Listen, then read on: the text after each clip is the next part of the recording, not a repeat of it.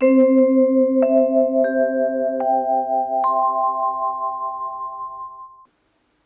1-2 दिन मुक्केबाजी नहीं हुई नारायण, लंबा माला 28 दिन का चल गया। हमारे महर्षि ने एक जगह वर्ण किया 28 ही प्रकृति के स्वरूप ही थे। तब तक महाराज ये युद्ध चला। बाद में ठाकुर जी ने ऐसा मुक्का लगाया कि उसकी हड्डियां ढीली पड़ गईं। कहता है मैं तुम्हारे ओज बल को जानता हूं, आप साक्षात पुराण पुरुष हैं, विष्णुम पुराण पुरुषम प्रभु विष्णुमधीश्वरम, तुम ही विश्व सृजाम सृष्टवा, आप ही विश्व को बनाने वाले हैं, पालन करने वाले हैं, संहार करने वाले हैं। कालः कलयतामीशः पर आत्मा तथात्मनाम। महाराज जब इनको कहा कि जान गए हो तो हमारी मणि दे दो, तो अपनी बेटी के सहित अर्थात जो उनकी कन्या थी, स्वाम दुहितरम कन्याम जाम्बती मुदा, प्रसन्न होकर के अपनी कन्या का विवाह किया और दहेज में मणि दे दी। मणि को लेकर के आए और जब ठाकुर जी सभा में बुला करके सबके सामने सत्राजितम समाह्यूय सभायाम राज सन्निधौ, सभा में सबके सामने मणि दी और प्राप्तिम चाख्याय भगवान, जिस विधा से जैसे जैसे खोजते हुए गए थे सब आख्यान सुनाया और सुना करके कहा कि ऐसे ऐसे मणि मिली है, उनको निवेदन कर दिया। और महाराज जब मणि उनको मिल गई प्रसन्न थे, किंतु द्वारिका के लोगों ने बहुत उनको कलंकित किया कि लाला पर झूठा दोष लगा दिया। बाद में ये उससे भयभीत होकर के संत अक्रूर के पास गए। अक्रूर जी महाराज ने कहा एक काम करो, अपनी बेटी का विवाह श्री कृष्ण के साथ कर दो, दहेज में मणि दे दो, तो जो तुमने दोष किया है वो भी क्षम्य हो जाएगा और तुम्हारा संबंध बन जाएगा, तो फिर तुमको कोई गाली देगा नहीं, ससुर साहब बन जाओगे। वही किया, किंतु भगवान को मणि प्राप्त हो गई। भगवान ने नारायण वो अपने पास में नहीं रखी, दाऊ दादा को भी नहीं दिया, कहाँ तक कहें रुक्मिणी को भी नहीं दिया, जाम्बती को भी नहीं दिया। वो मणि महाराज उन्होंने सत्राजित को ही दे दी कि तुम अपने पास रखो। धन में कितने दोष हैं, उस मणि के कारण सत्राजित का वध हो गया, मारे गए सत्राजित। सत्यभामा श्याम सुंदर को लाई हैं, श्याम सुंदर ने संस्कार आदि करवाया, खोज प्रारंभ हुई। सतधन्वा और कृतवर्मा के प्रति शंका की सुई गई, खोजना प्रारंभ कर दिया। ये दोनों भाग गए थे। ठाकुर जी ने खोज की तो पता चला उधर गए हैं। वहां जनकपुर में जाकर के महाराज ठाकुर जी ने उसकी हत्या कर दी और वो मणि तो नहीं मिली। दाऊ दादा को भी शंका हो गई कि लगता है मणि तो कृष्ण के पास ही है, किंतु ये देना नहीं चाहते। नारायण आपको कैसे कहें, लक्ष्मी में गुण कम है, दोष ज्यादा है। गुण कम है, आप लोग अनुभव कर लीजिएगा। जब घर में पैसा नहीं होता तो भाई भाई में बड़ा प्रेम होता है, एक थाली में बैठकर खा लेते हैं, और पैसा बढ़ जाता है तो फिर प्रेम रहता है। भाई भाई का प्रेम चला गया, मित्र मित्र का प्रेम चला गया। महाराज आपको बताए जितना खतरनाक ये पैसा है। हमने बचपन में कथा सुनी थी किसी संत से, 2 जुड़वा भाई थे और दोनों की आदत एक जैसी और एक थाली में बैठकर खाते थे। पिता का देहावसान हो गया तो माँ ने कहा कब तक घर में रहोगे, कुछ कमाने जाओ। एक दूसरे को बिना खिलाए खाते नहीं थे। दोनों कमाने निकले, गांव से निकले, गर्मी का समय था। 8-10 किलोमीटर जाने के बाद प्यास लगी, रास्ता कुछ भटक गए। एक संत आते हुए नजर आए तो संत से रास्ता पूछा। संत ने कहा रास्ता तो ऐसे से ऐसे चले जाना, यहां से 2 किलोमीटर के बाद एक बरगद का वृक्ष है, उस बरगद के वृक्ष के नीचे कूप है, पानी पीना, विश्राम करना। किंतु एक हमारी बात मान लेना, बरगद के ऊपर एक डाली में जहर की पोटली है, उसे छूना मत, उसको लेना मत। दोनों भाइयों ने कहा उस जहर की पोटली से मुझे क्या लेना देना, मैं तो पानी पीऊंगा या निकल जाऊंगा। पानी पीने के बाद विश्राम कर रहे थे, तब तक महाराज एक ने कहा कि जहर की टोकरी ऊपर दिख तो रही है पोटली, ऐसा करेंगे जहर फेंक देंगे, कपड़ा काम आ जाएगा, गर्मी का समय है। महाराज जो ऊपर चढ़ करके उतारा तो बहुत वजन था, और खोला तो उसमें सोने की असरफियां थी। उन दोनों भाइयों ने कहा देखो संत झूठ बोलने लगे, कह रहे थे जहर की पोटली और माल रखा है इतना इसमें, अब तो कमाने की भी जरूरत नहीं है। अगर वो बाबा जी की बात पर विश्वास करते तो हमको ये धन मिल ही नहीं पाता। फिर दूसरे ने कहा कि देख भैया, ऐसे धन को लेकर बेच लेंगे, फिर कमाए खा लेंगे तो खत्म हो जाएगा, ऐसा करते हैं इसको ले चलते हैं, शहर में बेच करके व्यापार करेंगे। लाद करके ले करके गए तो कहा इतना धन लेकर कहीं जाना ठीक नहीं है, बगीचे में मैं रुका हुआ हूं, कोई जानेगा नहीं। एक को कहा तुम प्रसाद लेकर आओ भोजन खरीद करके, फिर धीरे धीरे बेच करके कुछ व्यापार करेंगे। वो महाराज जब वहां लेने के लिए गया प्रसाद, तो उसके मन में खोट आ गई। उसने सोचा कि अगर ये भाई मर जाए तो सारा धन हमारा हो जाएगा, कमाने की जरूरत क्या होगी। घर में जाकर कह देंगे भाई व्यापार करने गया है, और क्या लेना देना। महाराज उसने उसमें भोजन में जहर मिलवा दिया, और लेकर के जो भोजन गया तब तक इसके मन में भी खोट आ गया था। वो जाकर के जो महाराज बैठा तो उसने खंजर लिया और उसके सर पर मारा, वो तो वहीं मर गया। बाद में भोजन लेकर सोचा कि पा लूं, और भोजन पाया तो उसमें भी जहर मिला था, दोनों वहीं गोविंदाय नमो नमः हो गए। तो जहर था कि नहीं था, मृत्यु थी कि नहीं थी। मुझे तो कई बार लगता है कि पता नहीं ये लोगों के दिमाग में कहां से ये भ्रम भर गया है। हम तो कई बार व्यथित हो जाते हैं। लोग समझते हैं पैसे के बगैर काम चलेगा ही नहीं, और एन केन प्रकारेण हमको पैसा ही चाहिए, क्योंकि पैसे से सुख मिलेगा। आपको ईमानदारी से कहते हैं, हमारा अनुभव भी है, आप इसको गांठ लगा लीजिए, शास्त्रीय विधा तो है ही, भगवान का भजन करो, भोजन की कभी कमी रहेगी नहीं। और भोजन से अतिरिक्त इकट्ठा भी कर लोगे तो महाराज साथ में कुछ ले जाने लायक हो नहीं। हम तो जो हमारे महाराज जी जिन्होंने संन्यास अपने नैष्ठिक ब्रह्मचारी की दीक्षा दी, उनकी कृपा से महाराज जी के प्रति अनुराग बढ़ा। मैं आपको क्या बताऊं, मैं कई बार उस घटना को चिंतन करता हूं तो विह्वल हो जाता हूं। वो महापुरुष मरते दम तक ये आश्रम का चिंतन करते थे। हमको, क्योंकि हम साथ रहे हैं, लास्ट में बोलना उन्होंने मेरे सन्मुख ही बंद किया, उसके बाद बोले नहीं। इतनी चिंता थी उनको यहाँ की। और जब यहाँ पानी घाट में उनको जल की समाधि दी गई, उस दिन तो हमारा हृदय लगा कि अरे यही दुनिया का सत्य है। उनको ले करके गए तो समाधि जल में देना था, तो स्वाभाविक था कि महाराज कुछ पत्थर आदि लगाए जाते हैं, शरीर में बांधे जाते, नहीं तो शरीर ऊपर आ जाएगा, कुत्ते खाएंगे।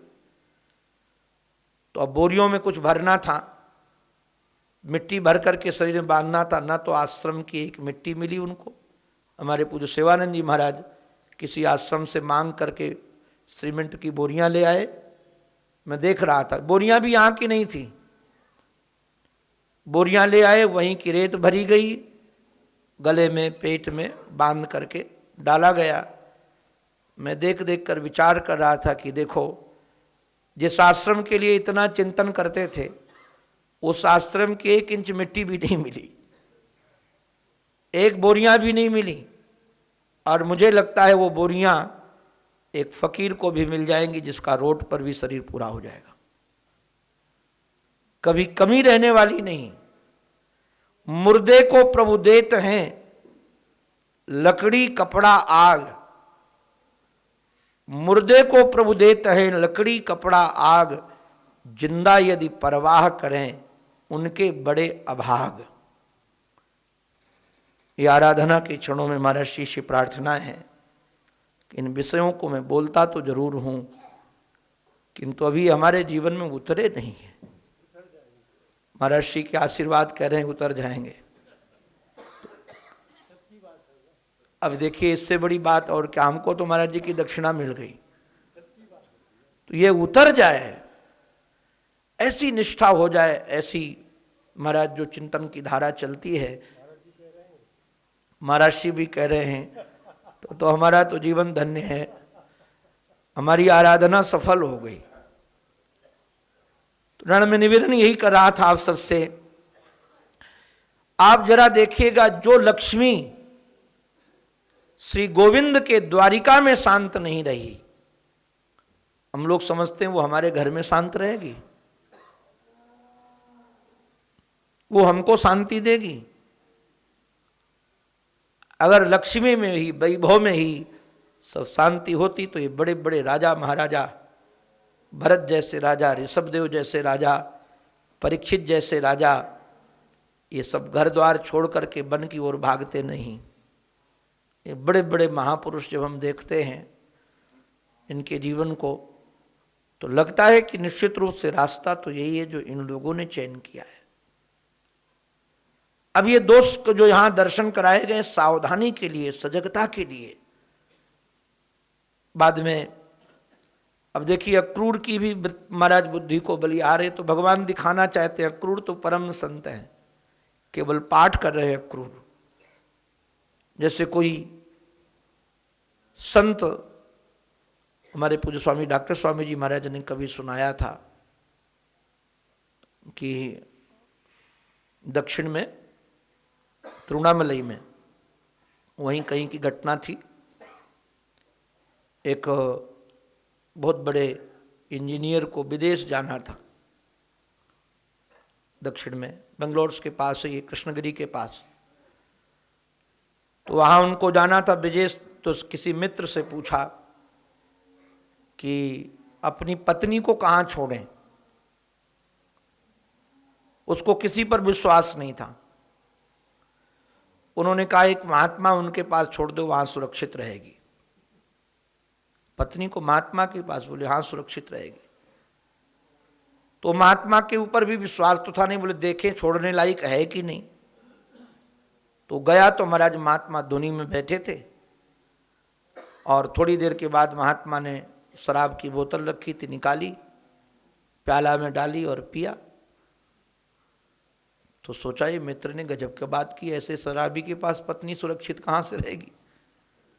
किंतु मित्र को लगा कि ये तो मित्र ने कहा है, वो हमारा कोई विनोद तो नहीं कर रहा था।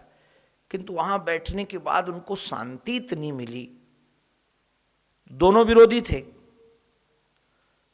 तो उन्होंने प्रणाम करके कहा कि महाराज ये क्या करते हैं आप। तो उसने क्या करता हूं, पानी पीता हूं। शराब की बोतल पर पानी भर रखा था,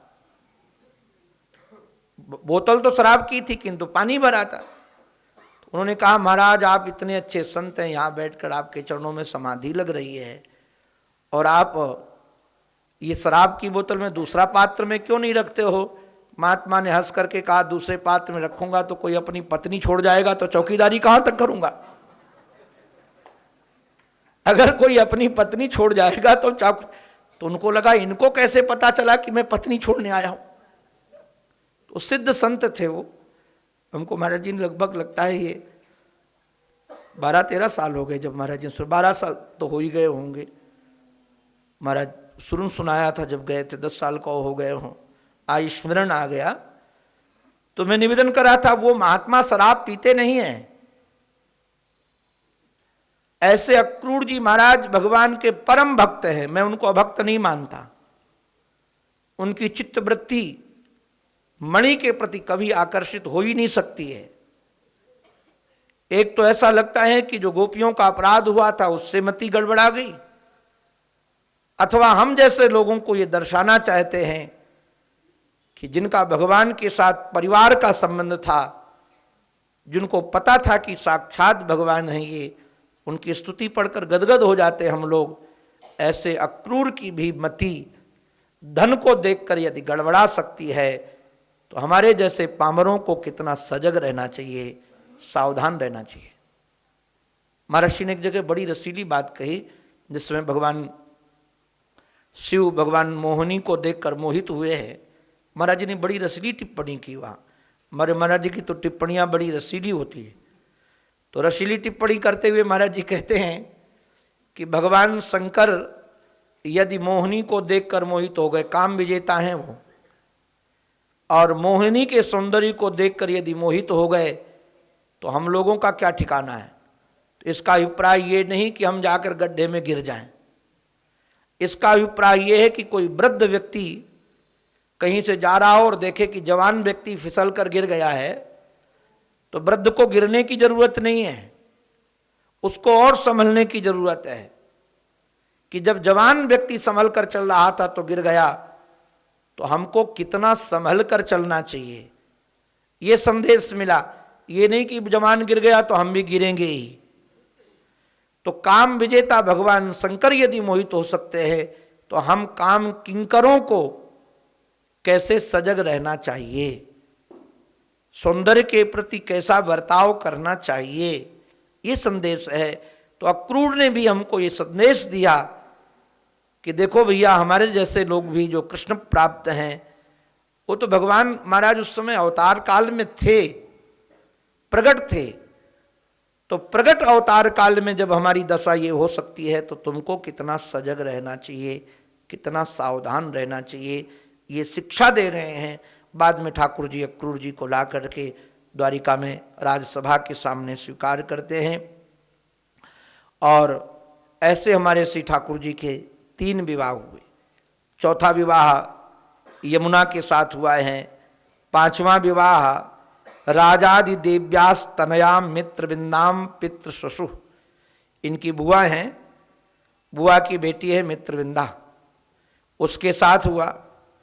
और 6वां विवाह अवध के राजा हैं महाराज नग्नजित, उनकी बेटी जो नागनजिती है, उन्होंने संकल्प किया था कि 7 बैलों को जो एक साथ नाथेगा उसके साथ अपनी बेटी का विवाह। नग्नजित का अभिप्राय है, नग्न माने होता है जो वेद न माने, वो नग्न है जी। वेद विरोधी जो लोग थे उन पर ये विजय प्राप्त करते थे नग्नजित राजा। नग्नों पर विजय प्राप्त कर ले, नास्तिकों पर विजय प्राप्त करके, नग्नजित का अर्थ यही है, नास्तिकों को भी आस्तिक बना दें, उनको कैद कर ले, उनको दंड दें जो नास्तिक हैं। उन्होंने महाराज संकल्प किया 7 बैलों को जो 7 नाथेगा। हमारे महाराज जी कहते हैं बैल नाथने का काम कोई राजकुमार तो करेगा नहीं। अब बैल नाथने का काम वो करेगा जिसने बैल चराए हों। बैल चराने वाला ही जानता है बैल कैसे नाथे जाए। अभी हम लोग महाराज पथमेड़ा में थे, नंदगांव में, तो हमारे पूज्य ब्रज की विभूति गुरुशरणानंद जी महाराज, हम लोग गौशाला देखने निकले थे, तो बोले मैं तो पुराना ग्वारिया हूँ। बोले पुराना ग्वारिया हूँ। तो एक महात्मा ने पूछा कि कैसे पता चले कि आप पुराने ग्वारिया हो, आप तो नाटक कर लेते हो सब चीज़ का। तो बोले अभी दिखाता हूँ पुराना ग्वारिया हूँ। और महाराज जी जिधर गायें दूर खड़ी थी उधर महाराज ऐसी आवाज़ की जैसे ग्वारिया करता, सब गायें दौड़ के आ गई। बोले देखो ग्वारिया हूँ, पक्का ग्वारिया हूँ। सब गायें दौड़ दौड़ करके आ गई। हमने कहा महाराज जी ये कैसे बुलाया? जब बोले ग्वारिया बनोगे तब पता चलेगा।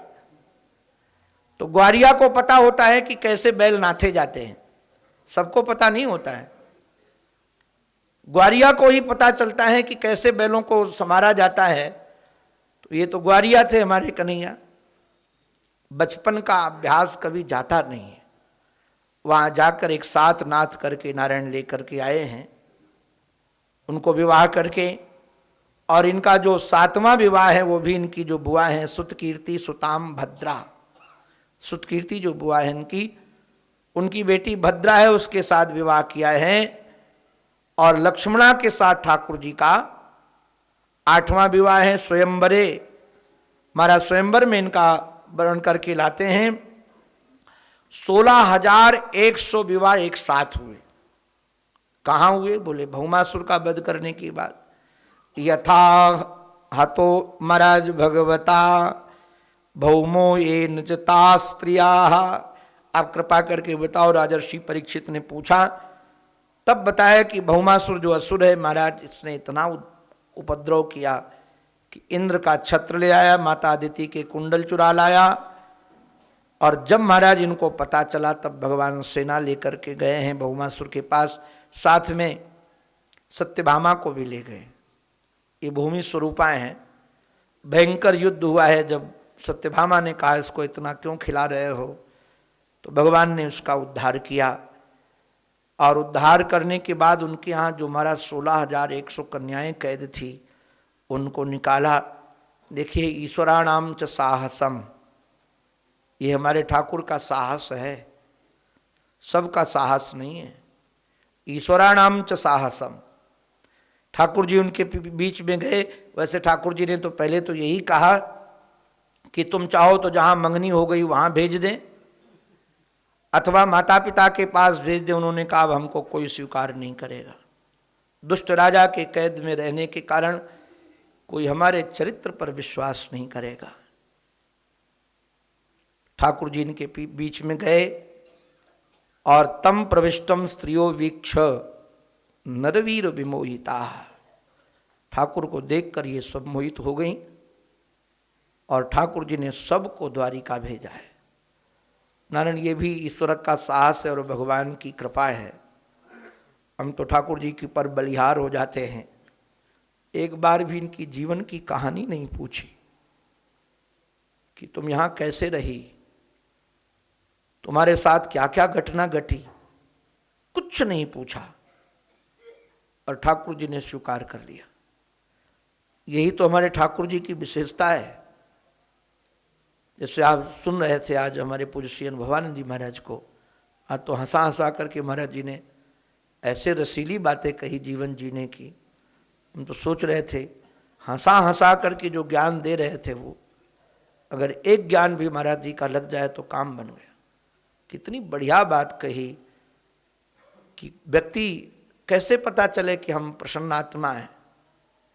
प्रसन्न आत्मा कैसे पता चले? यही पता चले कि प्रसन्न आत्मा भूत को कभी सोचता ही नहीं है। भूत में क्या क्या घटना घटी आपके साथ में, उसका क्या महत्व है। और हम लोग भूत के आधार पर ही जीते हैं, तो कहां से प्रसन्न आत्मा बनेंगे? भगवान ने भूत की कोई चर्चा नहीं की।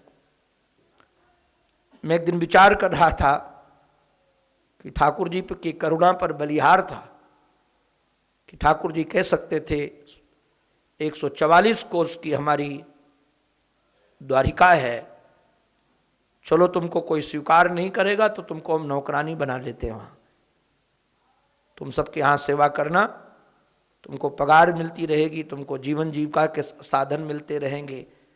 ठाकुर जी ले जा सकते थे, किंतु हमारे ठाकुर ने नौकरानी नहीं बनाया, हमारे ठाकुर ने महारानी बनाया, महारानी का दर्जा दिया। ये ठाकुर जी की उदारता है। इसी उदारता पर तो संत रीझ जाते हैं। संत हमारे कहते हैं, ऐसो को उदार जग माही, बिन सेवा जो द्रवय दीन पर, राम सरिस को नाही। ऐसा कौन उदार होगा? और उसके बाद भी नारायण हम घबराते हैं, उनकी शरण ग्रहण नहीं करते। हम लोग तो महाराज आंख बंद करके उनकी शरण में दौड़ना चाहिए। कथा यही सुनाई जाती है कि अधमों के यहां निवास करने वाली स्त्रियों को भी जिन्होंने गले लगा लिया और उनको पटरानी का दर्जा दिया, तो हम लोगों को क्यों नहीं अपनाएंगे? एक निवेदन है, अपने दोषों को देख करके यदि हम गोविंद की ओर नहीं जाते हैं तो हमारा प्रमाद है। भगवान के गुणों को देख कर जाओ। द्वारिकाधीश कभी दोष देखते ही नहीं हैं। हमारे महाराज जी को आज मैं सुन रहा था, महाराज जी ने बड़ी अच्छी बात कही। बोले जब देना हो किसी को कुछ तो उसकी योग्यता देखकर मत दो, अपनी योग्यता देखकर दो। उसकी योग्यता क्या है ये देखकर मत दो, हमारी योग्यता क्या है। अब कोई महाराज अरबपति हो और वो भिखारी की योग्यता से देगा तो क्या देगा, और यदि अपनी योग्यता से वो देगा तो फिर भिखारी भिखारी रहेगा ही नहीं। भिखारी भिखारी इसलिए रह जाता है कि हम अपनी योग्यता से नहीं देते, उसकी योग्यता से देते हैं। और भगवान जब देते हैं तब अपनी योग्यता से देते हैं। भगवान का तो जो उदार स्वभाव है उसके आधार पर ही तो देते हो। भगवान दूसरों को नहीं देख कर देते, अपने को देख कर देते हैं। इसलिए उनको जो देने का ढंग है वो बड़ा अद्भुत है।